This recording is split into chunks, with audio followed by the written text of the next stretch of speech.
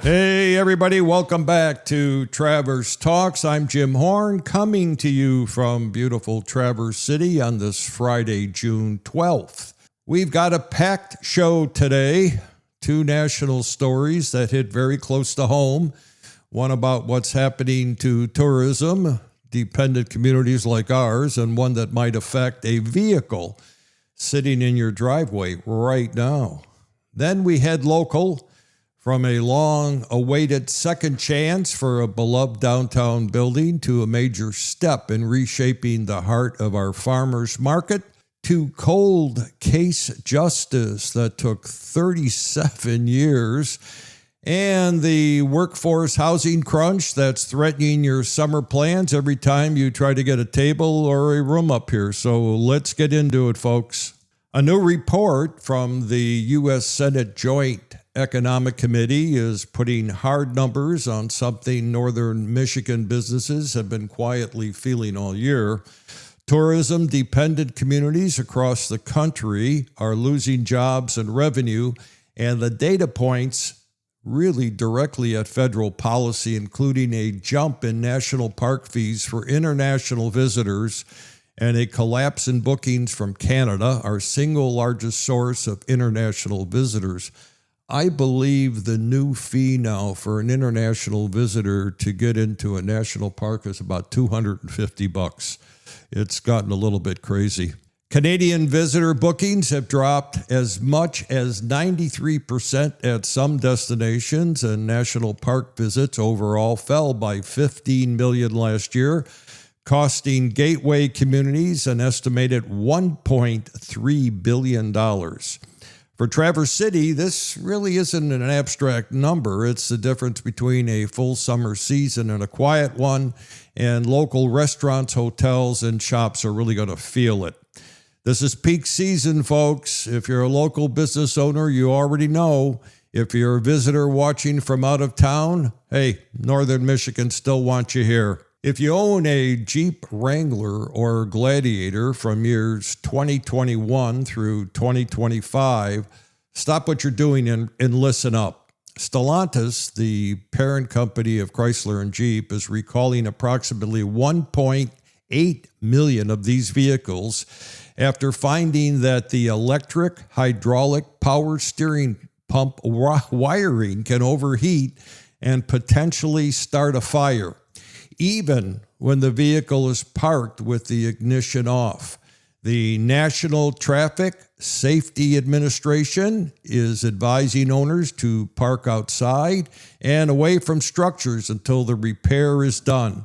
The good news, dealers will inspect and replace affected parts at no charge. Check your VIN at nhtsa.gov.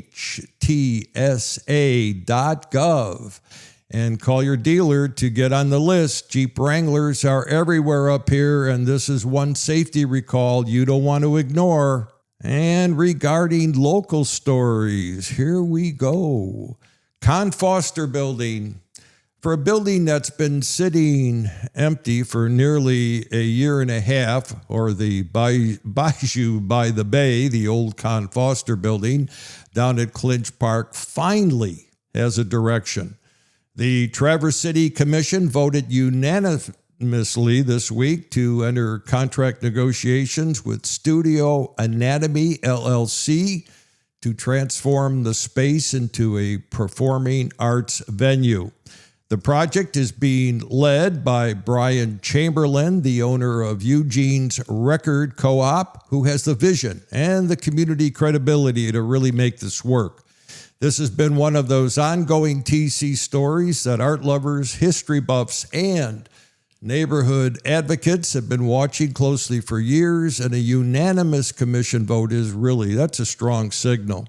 Nothing is final until the contract is signed, but after all this time, it feels like the Con Foster, or the old Bijou by the Bay building, is finally on its way. Here's some news that'll change your downtown routine. The city of Traverse City is awarded a $3.7 million contract to start rebuilding downtown parking lot B and constructing a brand new covered farmers market pavilion.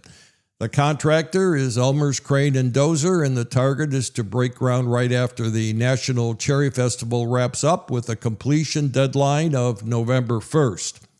If you're a regular at the farmers market, this is the upgrade the market is really needed. A proper covered pavilion that gives vendors and shoppers a real home. And if you were regularly parked in Lot B downtown, plan your summer accordingly. That block is going to look a lot different starting in late July.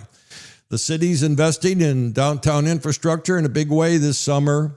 Between this project and Monroe Street reconstruction already underway, your commute and your parking habits are going to need some flexibility. And we've got a cold case that's been solved. 37 years is a long time to wait for justice. This week, the family of Linda Mateer finally got it.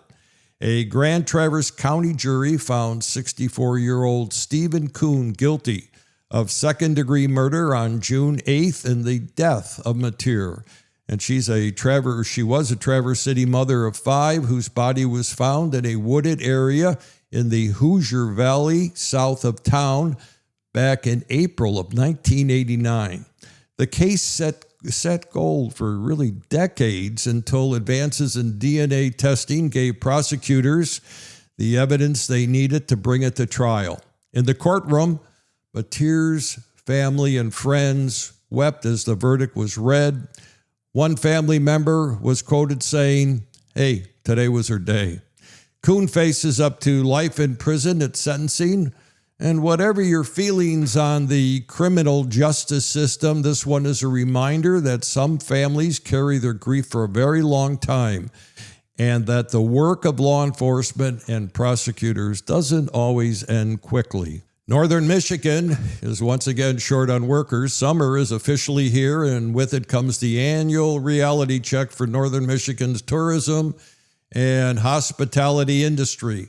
There are not enough workers to fill all the jobs. Industry leaders say the same thing they've been saying for a few years now. Wages are competitive, the jobs are there, but workers can't afford to live here. Short-term rental conversions, rising rents, and a general lack of workforce housing near job centers have pushed seasonal employees out of the region, even as the visitor numbers continue to climb. This feeds directly into the debate that's been playing out at City Hall over short-term rental policy and how the county is launching a formal housing study to try to get ahead of it.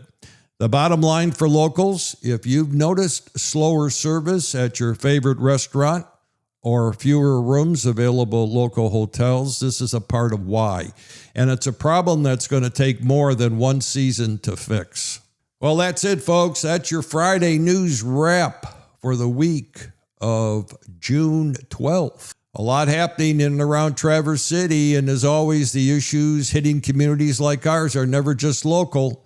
If something we covered today affects you, I'd love to hear about it. Reach out through the show's website or find us on social media, Traverse Talks.